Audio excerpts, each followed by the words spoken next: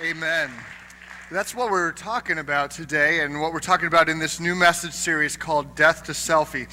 You see, we put a lot of pressure on ourselves, others put pressure on us perhaps, to be someone different than the person that God created. Excuse me.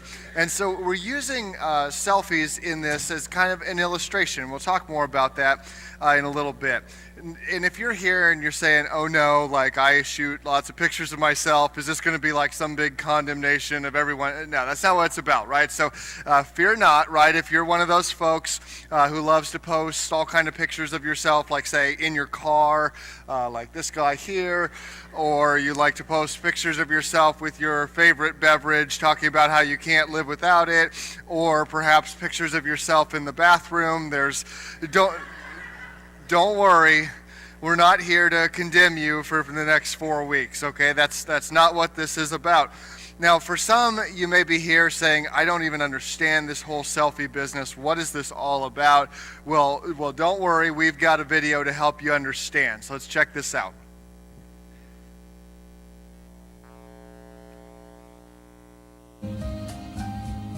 Before we get started, here's what you will need. A camera phone or some kind of tablet device. And of course, yourself. Other optional props can include, but are not limited to, pets, coffee, or a bicycle. Step 1. Location. Finding the perfect location for your selfie is very important. Here are some classic choices to help you get started. The bathroom, the woods. In the car, make sure you get the seatbelt in there. The dressing room or the gym, a fun way to show off all your muscles and annoy all your followers. Step 2, facial preparation. Like any professional, practice makes perfect. And the only way to get the perfect selfie is by training. Check your teeth. Tussle your hair. Fix your eyebrows. Suck it in. Flex those biceps. Pucker those lips. All right, good. Step 3, angles away. Find the angle that works best for you. Here are some helpful options. The hello up there. This is a selfie taken from a high angle, in hopes of making the subject seem slimmer. Objects may be larger than they appear. The nostril shot, more commonly taken by children or people who have no depth perception whatsoever. The low angle, or more commonly known as the double chin, not recommended. Step 4, choose your expression. The possibilities are endless. There's the duck face, the oh, I didn't see you there, seen commonly in hipster circles. The tough guy, typically taken while pumping iron. The I'm so excited. This one can be multifunctional, great for when you get engaged, and equally as great for covering up when you haven't. Once steps 1 through 4 are complete, you are ready to take your selfie. Oh, and multiple attempts are highly encouraged. Step 5, choose your filter. Apply the filter that makes you look the most tan and least washed up. Step 6, post to the social media site of your choosing and just wait for the likes to roll in. Got it? I think you're ready. Don't say you never learned anything at church, right? It's been valuable time already, I'm sure. So that's what selfies are all about. And in this, it talks there about filters. And that's what we're going to focus on today. Filtering is a very simple thing. It's a software tool that takes and it modifies the lighting or perhaps the contrast to make the picture appear different. So even if you're not like a great photo editor, you can easily become one through these filters. And so folks take pictures and they want them to look different, right? So they put filters on them. Well, there's been some backlash around that though, right? Because then it makes these pictures look fake because, well, they are fake, right? They've been filtered. And so a movement of folks started to hashtag their pictures with the hashtag #NoFilter, meaning that this picture is exactly like how it was taken. There hasn't been a filter to enhance it. This is what we would have seen if we were looking at it in real life. However, a problem has come up in that some people, believe it or not, have been taking pictures, posting with the hashtag of #NoFilter, but they've actually used a filter. Can you believe that? How terrible, right? Our world's, in fact, 2015, they did a study on this. 7.4% of all selfies taken with the filter, no filter, or sorry, the hashtag no filter, actually were using a filter. 7.4% were lying, right? And so we're going to use this this issue of filtering kind of as an illustration this morning. Here's one example, because there's actually a website here dedicated to calling out people who wrongfully use no filter, right? Okay, so if you do it, you might end up here like this girl, right? Who uses the caption, real life Barbie and no filter, where clearly there is a filter, right? That's not exactly what she looks like. I love the fact that she uses the caption real life. Like, really, is that how the person looks?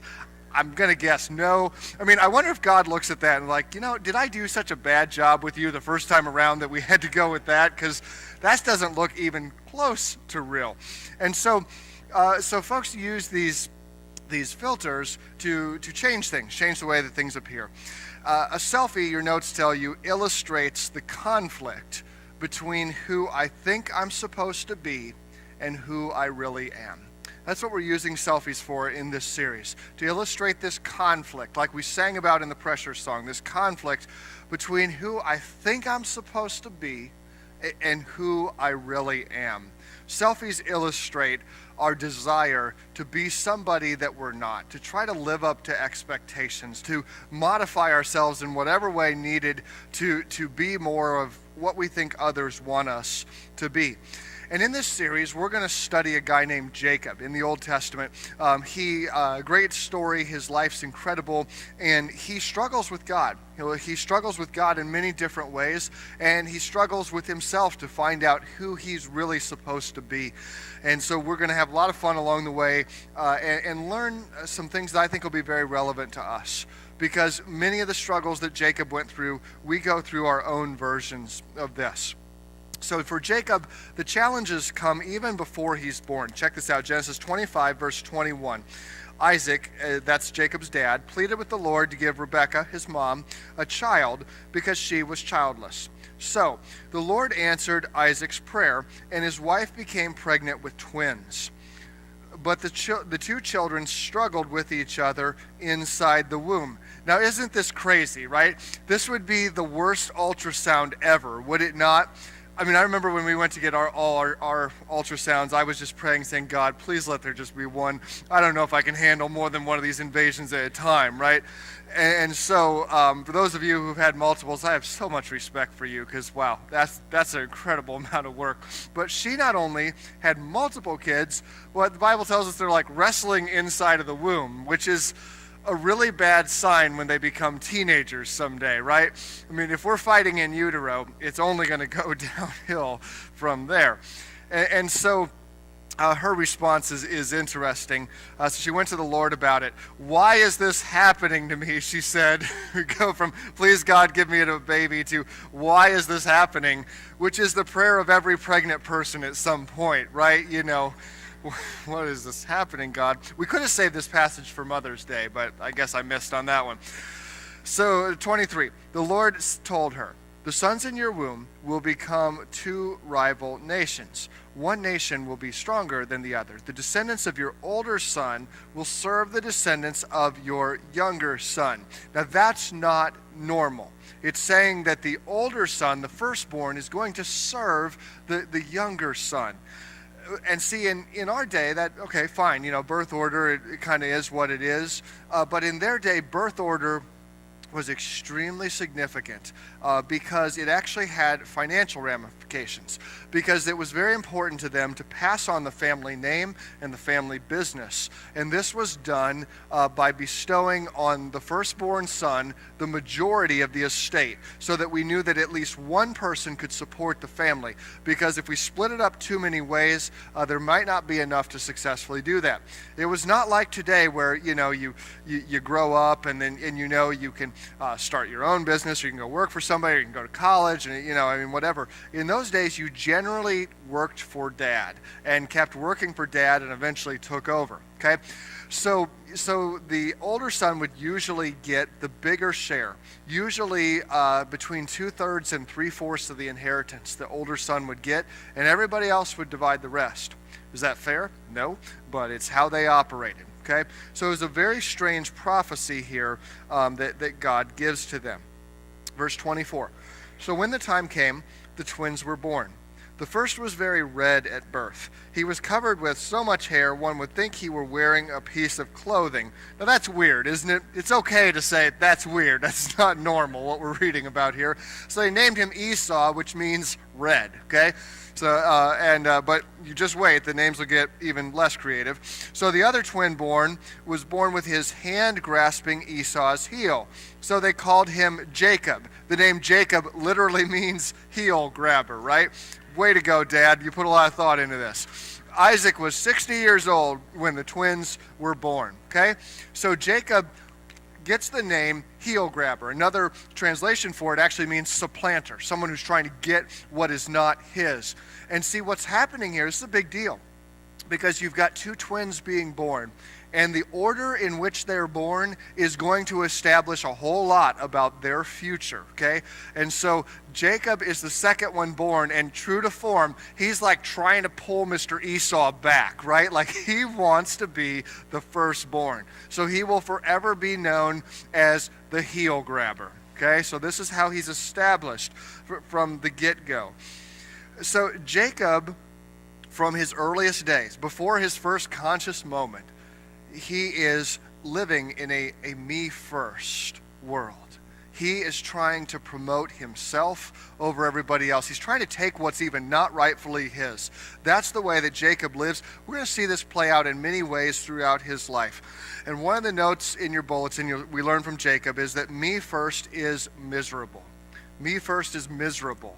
Jacob is going to make himself and other people miserable through his desire to always promote himself. His selfishness, his pride, it's not going to work out in many different ways. He's always trying to be first. See, Jacob lived long before the words of Christ in Luke chapter 9:25, where he says, and how do you benefit if you gain the whole world but lose or forfeit your own soul in the process? How do you gain? How do you profit? You know, if you gain everything but lose your soul in the process. Think about that for your own life. What are you pursuing above everything else? What are your central pursuits? If you were to be successful at those, what will you have? When you get to the top of that ladder that you're working so hard to climb, whatever it may be, where's that going to put you out at? Are you going to lose your soul in the process? Are you going to forfeit the things that are most important in order to have those things that you're pursuing? Or is your ladder leaning up against the right wall? Are you going the right direction? Are you pursuing the right things? And like Jacob, we are tempted to grasp at things that are not the most eternally significant things. We grasp at riches, we grasp at success, we grasp at being liked and affirmed by others. And sometimes we make those things, not that they're bad in and of themselves, but sometimes we make those the central priorities, and we center everything else or focus everything else around those things, and we run the risk of losing ourselves. It would play out in different ways as Jacob grew. Verse 27, as the boys grew up, Esau became a skillful hunter, a man of the open fields, while Jacob was the kind of person who liked to stay at home. Isaac loved Esau in particular because of the wild game he brought home, but Rebekah favored Jacob. Okay, so Esau, the firstborn, he's the kid that Dad's so proud of, right? The son he always wanted to have. They're out there fishing together, they're hunting together, they're riding four-wheelers, they're shooting shotguns, right? This is Esau, right? And all this time, Jacob is staying at home with Mom watching reruns of Cake Boss on TLC, right? And they're different. These boys are very, very different from one another. And so there's this family conflict that comes up. And Jacob's me-first mentality is going to come up in some very bad ways. He'll do whatever it takes to outdo Esau or to take away from Esau what was rightfully his. And it's miserable. when you're centered around your own self, when me first is your mentality, it's a miserable way to live. Philosopher C.S. Lewis said that we don't actually take pride in our possessions themselves. Instead, we take pride in having more of that possession than someone else. It's not just about having something, it's about having something that is better, or bigger, or stronger, or faster than the next guy. It's not just about me having it, it's got to be that mine is better than yours. It's me first. It's arrogant, but it's oftentimes the way that we live. Of course, the problem with living that way is no matter how good you get it, there's always somebody who has it still better yet than even you have it, right? And someday you'll meet them and you realize how unhappy you suddenly have become, because me first is miserable. Me first is miserable. So when Jacob was younger, he tricks Esau one time. We'll talk about this in depth next week. It's an incredible story. Esau comes in from the field and he's hungry, and Jacob has been cooking, right? That's his thing. And so he convinces Esau to literally trade his birthright as the firstborn for a meal, right? It was and then he goes to his dad and he tricks his dad into giving him this blessing. It's a wild story. We'll dive into it next week. But it's true to form, because Jacob in that story, he's pretending to be Esau. He goes to his dad and pretends to be Esau so that he can get what belongs to Esau. And your notes tell you that God will not bless who you pretend to be. Okay? God's not going to bless who you pretend to be. Why? That's not the person God made. God didn't make fake you. God made you for who you are. God made you in his own image, right? And for all of us, we have a tension because there are things about ourselves that we know that we don't particularly like. There's things about our real selves that frustrate us, that disappoint us. We're not as good as we want to be. And so oftentimes we start putting on masks. We start pretending to be somebody that we really aren't, because we want so desperately to please others. We want so desperately to be affirmed by others that we'll do whatever we possibly can to receive that affirmation and that support. And so we're not real happy with that current version of us, because that current version of us lets us down, and we make this fake persona, right? And we think, if people could only know that version of me, not the real version that's disappointing and all the letdown, all this stuff, but if I can put on this fake, this filtered version, right? This filtered version that looks so much better and so much bigger and all that stuff, then people really like me, because that version of me is awesome, right? You'd love that guy. I mean, that guy, he's smart, he's always on time, he's funny, but takes things serious enough, right? He works hard, but he's also kind to those around him. He does well at his job, but still got time to play with the kids, right? He's got great abs, but yet he can eat a dessert, right? You know, it's just everything. You'd vote for this guy for president, right? I mean, he'd be amazing. We all have this fake version of ourselves, and it's not who we are. And we try to put it on. We work so hard to put it on, to deceive others, if you will, into thinking something about us that we're not. And Jesus looks at us and says, how do you benefit if you gain the whole world and yet lose or forfeit your soul in the process? Jacob got the blessing by pretending he was somebody that he wasn't. He got what he wanted, but he never got to enjoy it. You see, because in deceiving his brother, that tends to not go over well in the family, right? Brothers don't like it when you take their stuff. And so Jacob has to flee so that Esau won't kill him. For 20 some years, they live apart from each other. And they're both very successful. They prosper and they grow. And so eventually they're going to meet up, and Jacob is scared, because Esau probably still has reason to kill him, right? But Esau has put all this stuff in the past, and he forgives him, and they have this great meeting, and it all goes well. And that's great, but look at all that Jacob missed out. Look at all that he missed out on. 20-some years of being able to be close with this guy because of the way that he did it.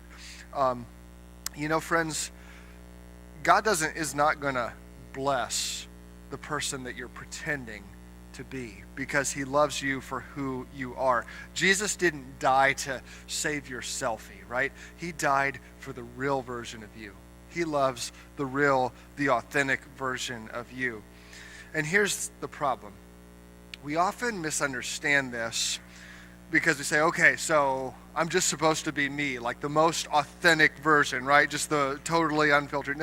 That we remember, we have a sinful nature, and our sinful nature pops out in very bad ways. I mean, we're not supposed to just live fully into that. You might listen to this and say, well, so I'm not a morning person, right? And I have to be at work at 8 o'clock. So tomorrow I'm going to show up at, 9:30, 10 o'clock, right? And I'm going to say to the boss, hey, I am not a morning person. I'm going to quit pretending that I am. I'm going to come in when I'm ready to come in, all right? Just how it's going to be. Don't do that. Don't do that. You will find yourself unemployed very quickly. And don't blame me because I told you not to do it, right? Remember this whole talk we've had. It's not going to go well because that's not what it's about. It doesn't mean that I live into the most lazy, sinful version of myself. No. It's that instead of being driven by some fake me, I live into the person who God's creating me to be. You see, when God created us, the Bible tells us that God created us in his own image. Think about that. That means that we represent God. We're like the Happy Meal version of God in certain ways, right? In the image of God, he created woman and man. And we're marred by our sinful nature. There's many ways we don't reflect God. But when you and me are living at our best, we reflect parts of who God is. We demonstrate for each other God's character, God's love, God's kindness, his grace in so many different ways. So we want to let the unfiltered image of God shine through us. It's not just about letting yourself go into the worst sinful version. No, it's about growing into the best version that we could possibly be. So Jacob and Esau, They meet up with each other 20 years later. The meeting goes well, lots of relief on Jacob's part, and then they're heading back home. And one night, Jacob and his family, they're camping as they're heading back home, and for some reason, Jacob's on one side of the river, and his family, they're on the other side of the river. And this guy approaches Jacob in the night, and it's one of those wild stories in the Bible that this guy comes up, and they have some level of confrontation. They begin to wrestle with each other, okay? And they're wrestling, and even though they're getting tired and all this stuff, it's like a stalemate. Neither one of them can win. And so they're having this like long wrestling match, and they're both getting very worn out. And the thing that's interesting is that, and we'll see why at the end of this story, but scholars believe that this guy was not a guy, but he was actually an early appearance of Jesus in the Old Testament. We have a few of those where it's not just an angel, but it's like an appearance of Jesus in the Old Testament. And so it's like Jacob is wrestling with God. Okay, and check this out, verse 25. When the man saw that he couldn't win the match, he struck Jacob's hip and knocked it out of joint at the socket. Then the man said, "Let me go, for it's dawn." Jacob panted, "I will not let you go unless you bless me." Now this is interesting. All of Jacob's life, he's been wrestling. He started it in the womb. He's been grabbing on to that which was not his. And now he does the same thing, right? He's wrestling with God, but this time he's getting it right. Instead of wrestling with his brother or wrestling with himself, this time he's got God. He's got the one who he really should be pursuing. And he doesn't want to let him go. So God strikes his hip and goes out of socket, right? It's interesting because at the time, Jacob was 97 years old. And if you wrestle when you're 97, you might throw a hip out too, right? I mean, it's always a possibility. So Jacob is wrestling with God and having conned his way through life, he gets to this turning point. He won't let go of God. Verse 27, "What's your name?" the man asked. He replied, "Jacob." 28, "Your name will no longer be Jacob," the man told him. "It's now Israel, because you have struggled with both God and men and have won." What a change that is. He went from being supplanter, heel grabber, the one who tries to take what isn't his, to being Israel, the one who's wrestled with man and with God and has won. 29, Jacob asked him, "What's your name?" "Why do you ask?" the man replied. Then he blessed Jacob there. Jacob named the place Peniel, face of God, for he said, "I've seen God face to face, and yet my life has been spared." This is a turning point for Jacob. He finally gets it right. He grabs onto God and says, "I'm not letting go until you bless me." And you know, some of us are wrestling right now. You've got financial issues, you've got family issues, you've got parenting issues, you've got marriage issues, you've got health issues, you've got aging issues, you've got fill in the blank. Fill in the blank. Don't let go of God. Throughout this wrestling match, don't tap out, don't quit, don't give up. Jacob teaches us. He teaches us that we've got to hang on to God. God's promised he'll never leave us. He'll never forsake us. We hang on to God and say, "God, please bless me. Help me through this. Strengthen me. Don't let me go. Don't let me go." And so Jacob has been grabbing onto heels the whole life. He's been grabbing onto fake stuff, and he finally grabs the real thing. And we learn from Jacob another lesson here, that change is conflicting. Because see, this change was hard for Jacob. His hip went out of socket over this one, right?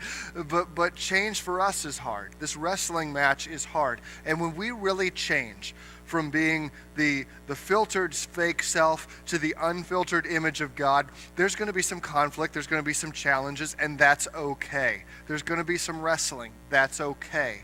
It's worth it. It is worth the fight. Don't ever let go of God. One more interesting thing about Jacob. So his name gets changed here, but the Bible doesn't always refer to him as Israel. You'd think they would, right? Because his name is officially changed. Then he's going to go on. He's got his sons, and they're going to become the children of Israel, right? Who are become the Jewish people, the people from whom Jesus will come, right? And so you'd think from now on we just call him Israel. Forget that Jacob stuff, because that was his kind of bad days. But then Israel was who we want to remember him as. No. Exodus 3, God is talking to Moses, and he's telling him about how Moses has got to go and free, Jacob's people, the Israelites, from Egypt. But Jacob's been dead for many, many years, okay?